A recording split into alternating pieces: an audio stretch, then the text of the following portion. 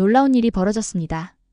전쟁으로 고향도 남편도 잃은 러시아 여성들이 갑자기 한국으로 몰려든다고 하는데요. 아무도 추천한 적이 없었는데 왜 이런 현상이 생긴 걸까요? 러시아의 한 여성 기자가 그들을 취재하던 중 충격적인 비밀을 발견했다고 합니다. 한국이 꼭 좋은 것만은 아니라는 내용도 담겨 있다고 하는데요. 과연 그녀가 밝혀낸 진실은 무엇일까요? 그럼 오늘의 사연 시작하겠습니다. 저는 오래된 삼성 핸드폰을 음성 녹음기와 카메라와 함께 가방에 넣었어요. 그 핸드폰은 전쟁 보도를 3년 동안 하면서 진흙에 떨어지고 잔해에 거의 부딪히고 비에 젖었음에도 불구하고 여전히 멀쩡하게 작동했어요. 한국 기술은 정말 대단하죠. 편집자 미하일께서 컴퓨터 화면에서 눈을 떼며 이미 출발하셨는지 여쭤보셨어요. 저는 네, 오늘 상트페테르부르크로 갑니다. 라고 답하며 낡은 배낭을 채웠어요. 저는 왜 러시아 사람들, 특히 젊은 과부들이 한국으로 이주하는지 이해가 안 됐어요. 하지만 미하일께서는 이번 업무를 통해 새로운 것을 배울 수도 있을 거라고 말씀하셨어요. 모스크바 뉴스룸은 그날 아침 조용했어요.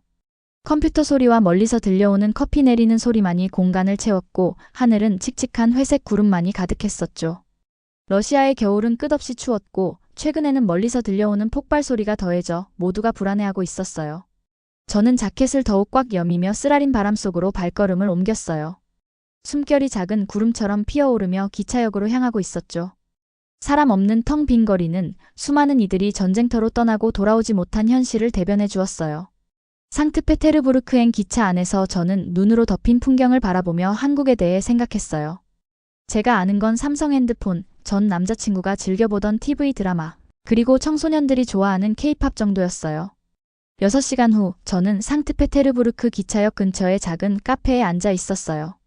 창문에는 실내의 따스한 기운과 외부의 차가움이 만나 서리가 서렸고 카페 안은 이제 아무도 감당할 수 없는 커피와 페이스트리의 향으로 가득했어요.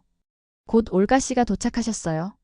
그녀의 검은 코트는 얇은 체구에 헐겁게 걸쳐져 있었고 눈빛에는 요즘 자주 보던 슬픔이 담겨 있었어요. 하지만 뭔지 모를 희망도 엿보였어요. 저는 녹음기를 켜며 정중하게 인사드렸어요. 그러자 올가 씨는 천천히 장갑을 벗으며 왜 한국을 마음에 두고 있는지 궁금하시다고요? 라고 물으셨어요. 제가 고개를 끄덕이자 올가 씨가 말씀했어요. 6달 전 저는 교사였어요.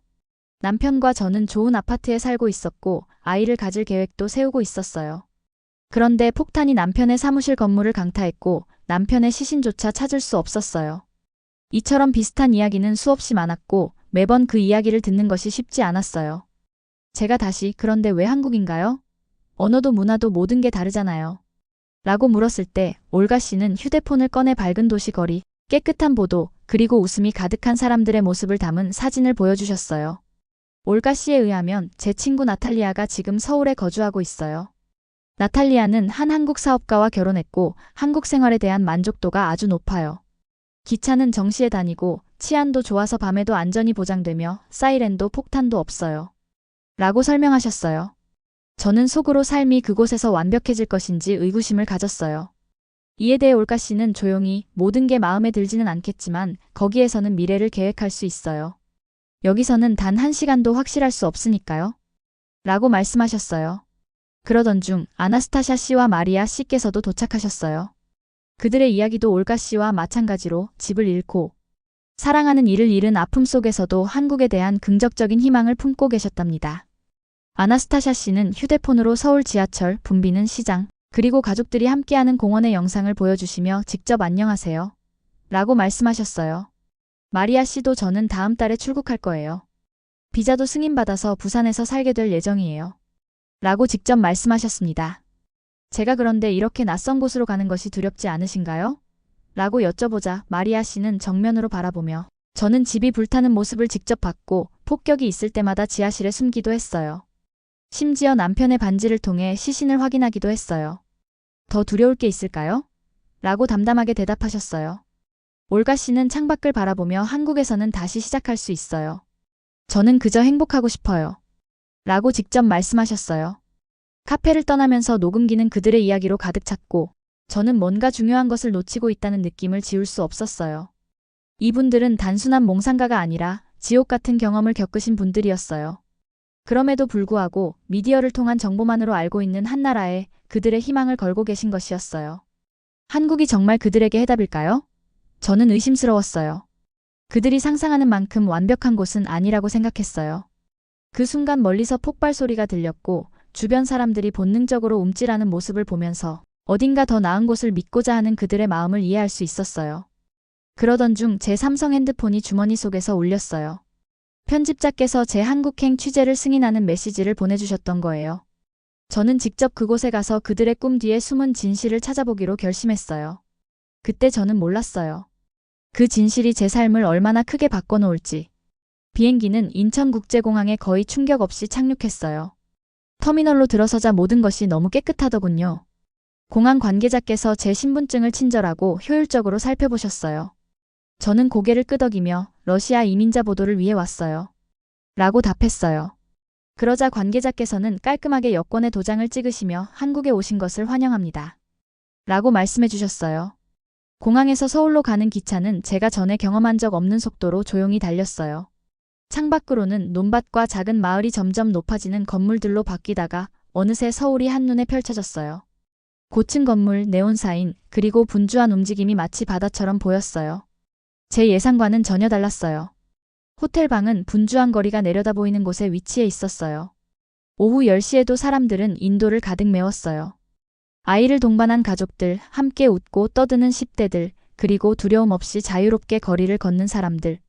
저는 제 짐들을 정리하며 세련된 현대적인 방에 비해 제 자신이 초라해 보이는 기분이 들었어요.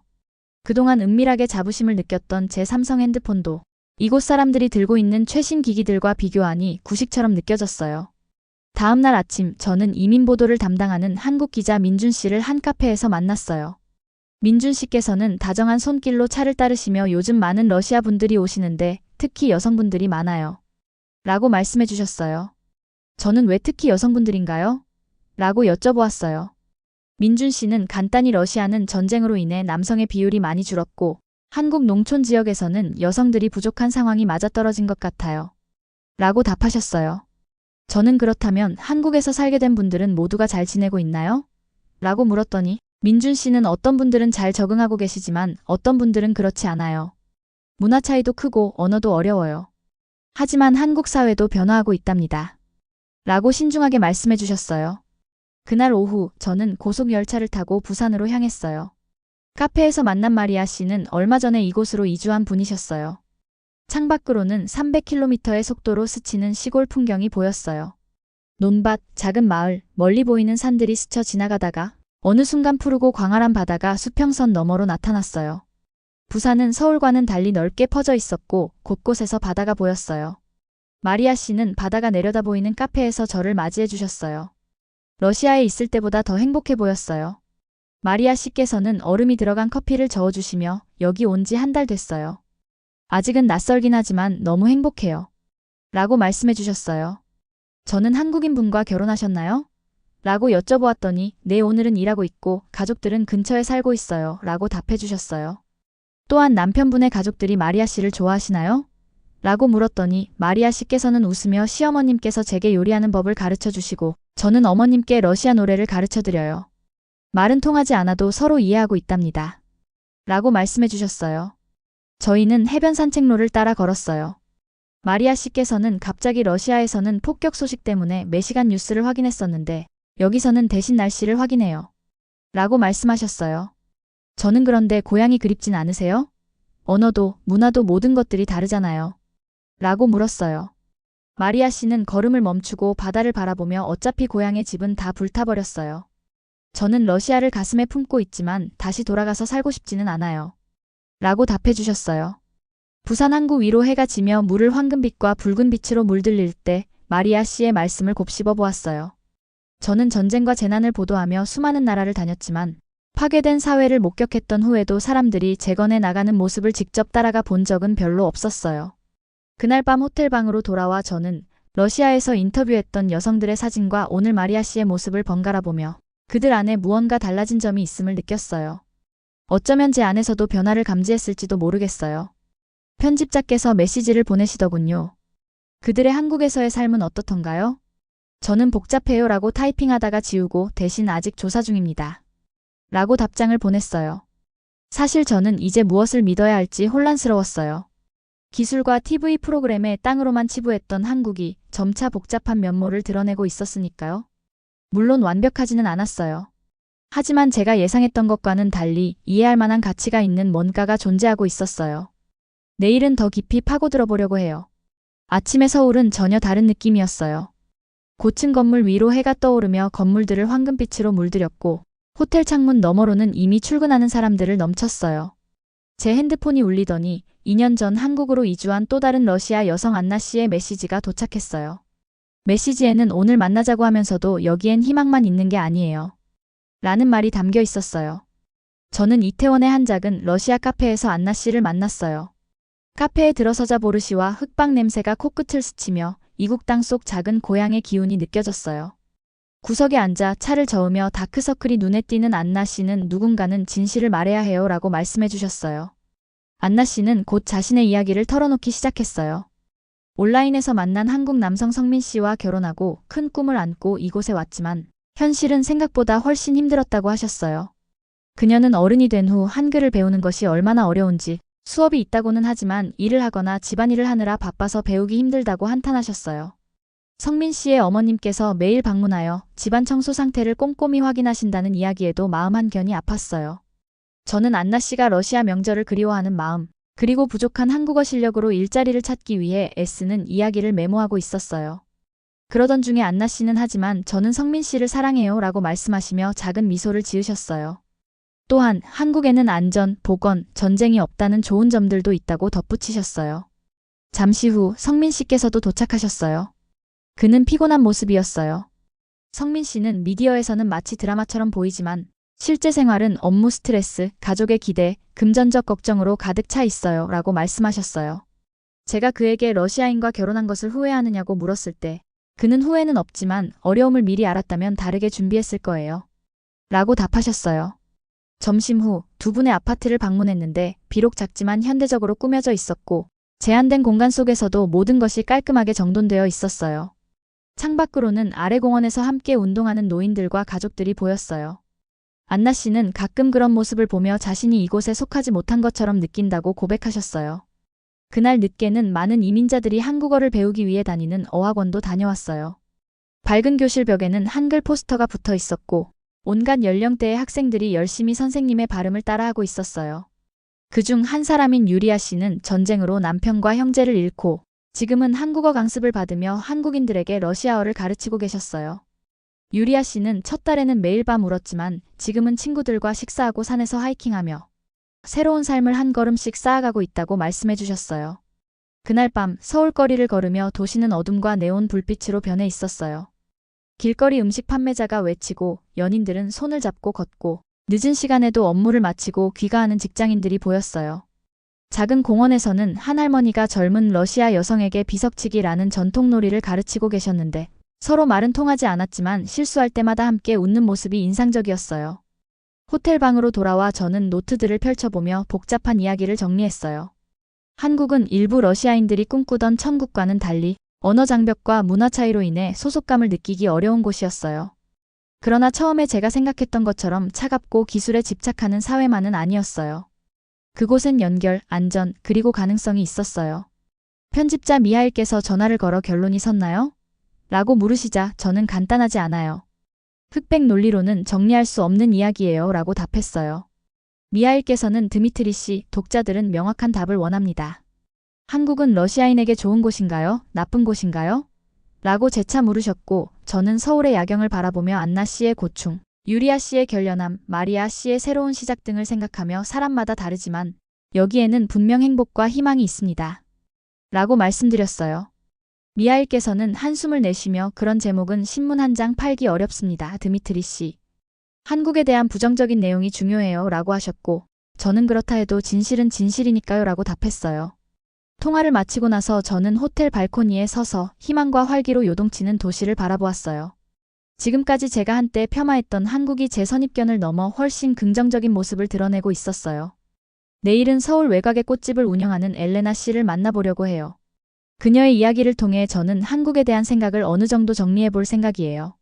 오늘 밤 저는 그저 도시의 불빛을 바라보며 수많은 창문 속에서 펼쳐지는 삶들을 생각했고 한국에서 제가 예상치 못한 감정, 판단 대신 호기심이 자리 잡고 있음을 느꼈어요. 아침 호텔 창문을 두드리는 부드러운 빗소리와 함께 한국에서의 마지막 날이 밝았어요. 아래 거리는 빗방울에 반짝이며 우산들이 마치 형형색색의 꽃처럼 피어 있었어요. 지하철을 타고 외곽으로 향하는 길은 아침 출근길로 가득 찬 사람들로 붐볐어요. 학생들은 책가방을 메고 정갈한 정장을 입은 직장인들이, 그리고 시장으로 가는 노인분들도 있었어요. 저는 손잡이에 기대어 기차의 흔들림에 몸을 맡기며 주변 사람들의 얼굴을 바라보았어요. 눈을 감고 온전히 제 시간에 도착할 것을 믿고 있었어요. 그리고 정말로 모두 제 시간에 도착했어요. 서울 외곽에 한적한 모퉁이에 자리한 엘레나 씨의 꽃집은 회색 콘크리트 건물 사이에 선명한 색채의 폭발처럼 보였어요. 가게 문 위에는 한국어와 러시아어로 모스크바 가든이라고 쓰여 있었고, 창문 너머로는 상상할 수 있는 모든 색깔의 꽃들이 정성스럽게 배열되어 있었어요. 문을 열자 작은 종소리가 울렸고, 풍부한 흙내음과 달콤한 꽃내음, 신선한 초록빛이 제 코를 감쌌어요. 마치 겨울 한가운데서 봄에 발을 들여놓은 듯한 느낌이었어요. 엘레나 씨는 흰 백합 꽃다발을 정리하시던 중 저를 보시며 미소를 지으셨어요. 어서 오세요. 기다리고 있었어요. 라고 말씀하시며 가위질을 멈추셨어요. 그녀는 손님들과의 대화 사이로 자신의 이야기를 풀어내셨어요. 전쟁 첫 달에 남편을 잃고 아파트가 파괴되어 한 개의 여행 가방만 들고 도망쳐 온 후 자선 프로그램을 통해 한국 사업가 준수 씨를 만나 결혼하게 되었고 6개월 만에 결혼하여 지금의 꽃집을 시작하게 되었다고 하셨어요. 엘레나 씨는 한 송이 선명한 빨간 꽃을 만지시며 말씀하시길 이 꽃들도 한때는 어두운 흙에 던져진 씨앗이었어요. 묻혀 있었지만 빛과 정성 덕분에 이렇게 피어난답니다. 라고 하셨어요. 잠시 후 한 젊은 한국 여성이 들어와 서툰 러시아어로 결혼식 관련 문의를 하자 엘레나 씨는 능숙하게 언어를 전환하시며 이전 작업 사진 앨범을 보여주시고 두 사람이 함께 웃는 모습을 보였어요. 고객이 떠난 후 제가 한국어 실력이 좋으시네요 라고 말씀드리자 엘레나 씨는 웃으며 실은 별로예요. 매일 배우고 있어요. 준수 씨께서 가르쳐 주시고 저도 그에게 러시아어를 가르치면서 서로 웃기도 한답니다 라고 답해 주셨어요. 그러던 중 준수 씨가 점심 도시락을 들고 도착하셨어요. 키가 크고 다정한 눈빛과 부드러운 몸짓으로 인사하시며 엘레나 씨에 관한 글을 쓰시나요? 라고 물으셨어요. 저는 여기 계신 러시아 여성분들의 경험에 대해 쓰고 있어요 라고 답드렸어요. 준수 씨는 고개를 끄덕이며 중요한 이야기죠. 양쪽의 이야기를 모두 담아야 합니다 라고 하셨어요. 점심은 후실에서 함께 했는데 전통 한식 반찬과 엘레나 씨가 구워주신 러시아 흑빵이 함께 차려졌어요. 창밖으로는 엘레나 씨가 러시아 허브와 한국 채소를 함께 재배하는 작은 정원이 보였어요. 점심 후 엘레나 씨는 처음 몇 달은 집과 잃어버린 사람들 때문에 매일 밤 울었어요 라고 고백하셨어요. 제가 무엇이 변했나요? 라고 여쭤드리자 그녀는 고개를 갸우뚱하며 아무것도 변한 건 없어요. 그저 제가 변했어요. 이제 존재하지 않는 고향을 기다리지 않게 되었답니다. 라고 말씀해 주셨어요. 이후 엘레나 씨는 인근 커뮤니티 센터를 안내해 주셨어요. 그곳에서는 러시아 여성들이 한국 이웃들을 위해 요리 강습을 열고 한국의 할머니들이 러시아 여성들에게 전통 공예를 가르치며 두 문화의 아이들이 자연스럽게 언어를 넘나들며 함께 뛰어노는 모습을 볼 수 있었어요. 엘레나 씨는 우리는 문화의 교류를 하고 있어요. 단순히 이곳에서 사는 것만이 아니죠 라고 말씀하셨어요. 해가 저물어 저녁이 다가오자 저는 엘레나 씨와 함께 꽃집을 정리하며 그날의 생각에 잠겼어요. 준수 씨는 공급업체를 만나러 갔고 저와 엘레나 씨는 온전히 우리의 대화에 집중할 수 있었어요. 제가 평소 여러 사람에게 묻던 러시아를 떠난 것을 후회하시나요? 라는 질문에 엘레나 씨는 해가 지는 빛을 향해 얼굴을 돌린 해바라기를 보며 해바라기는 언제나 태양을 향해 있지요. 다른 날씨를 바라며 시간을 낭비하지 않아요. 그냥 찾을 수 있는 빛을 향해 돌 뿐이에요 라고 말씀하셨어요. 그녀는 저를 똑바로 바라보며 제 마음속에 러시아는 이제 없어요. 전쟁이 그 모든 것을 앗아갔죠. 하지만 이곳에서 저는 다시 자랄 만큼의 빛을 찾았답니다. 라고 하셨어요. 지하철로 돌아가는 길, 저는 빗속에서도 아이들이 웃으며 놀고 있는 놀이터를 지나쳤어요. 한쪽에는 금발의 작은 소녀가 한국 소년을 쫓으며 웃음을 터뜨렸고 두 아이는 서로의 차이를 잊은 채 함께 뛰어놀고 있었어요. 호텔로 돌아오는 기차 안에서 저는 처음 한국에 도착했을 때 제가 가졌던 편견을 되돌아보았어요. 기술과 TV 프로그램의 나라로만 치부했던 한국이 실제로는 전쟁의 참상 후 희망을 꿈꾸는 사람들의 이야기를 담고 있었음을 깨달았어요. 제가 만난 러시아 여성들의 이야기는 단순히 행복한 결말만 있는 것은 아니었어요. 언어 장벽과 문화적 차이, 그리고 외부인으로서의 어려움까지 담겨 있었죠. 하지만 그 이상으로 큰 희망과 미래라는 것이 있었어요. 저는 엘레나 씨의 꽃들이 이국 땅의 어두운 흙 속에서도 빛을 찾아 피어나는 모습을 보며 제 편견이 얼마나 잘못되었는지를 다시 한번 깨달았어요. 호텔 방으로 돌아와 마지막 기사를 작성하기 시작했어요. 편집자께서 원하시는 단순한 한국, 꿈인가 환상인가? 라는 제목 대신 저는 엘레나 씨의 꽃과 마리아 씨가 폭격 소식 대신 날씨를 확인했던 이야기, 유리아 씨가 한국에서 언어를 배우며 살아가는 모습을, 그리고 제 자신이 전쟁 보도 기자로서 겪은 복잡한 인간 이야기를 담아내기로 했어요. 그러다 제 핸드폰이 울리더니 미하일 편집자께서 내일 헤드라인은요? 라는 메시지를 보내셨어요. 잠시 고민한 후 저는 해바라기 한국에서 빛을 찾아 자라는 러시아 여성들이라는 제목을 보내드렸어요. 편집자께서 원하는 답변은 아니었지만 저도 처음 이곳에 도착했을 때와는 전혀 다른 느낌을 받았답니다. 밤이 되어 서울의 도시불빛들이 마치 지상에 내려온 별처럼 반짝일 때 저는 마지막으로 호텔 발코니에 서서 그 불빛들 속에서 새로운 삶을 꾸려가는 여성들의 모습을 떠올렸어요. 내일이면 비행기를 타고 러시아로 돌아가 전쟁과 파괴에 관한 보도를 계속해야 하겠지만 이번에는 그 모든 것 이후에 피어나는 희망의 이야기를 마음에 담아갈 거예요. 지금까지 드미트리였습니다. 이상으로 오늘의 사연 마치겠습니다. 구독과 좋아요 눌러주시면 더 많은 사연을 들어보실 수 있습니다.